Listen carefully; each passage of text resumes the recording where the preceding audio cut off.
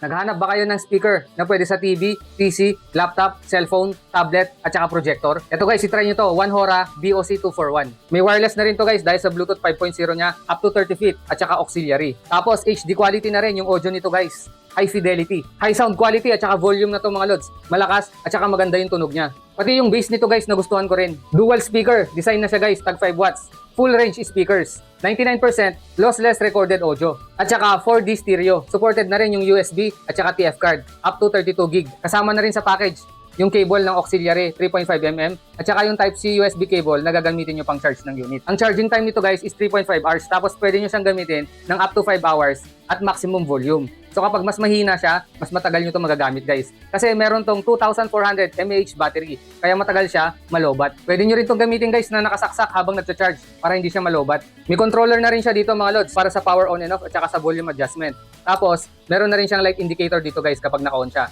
At saka meron pa siyang 4 na pindutan dito guys. Meron siyang pause play button, previous button, next button, at saka yung mode. Etong M button guys, pipindutin nyo yan kapag gagamitin nyo yung TF card at saka USB. Tapos M din yung pipindutin nyo kapag i-control nyo yung lights na lumalabas dito.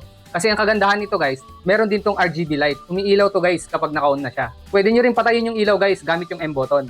Nagandahan pa ako dito sa rounded design niya mga lods. At saka meron siyang rubber footing. Yan, para hindi siya dumulas. Very solid ng pagkakagawa mga lods. High quality, high quality. I-check nyo to guys, One-Hora speaker, model BOC241. High quality speaker. Check out na mga lods! Connection successful. Lakas, grabe. One-Hora.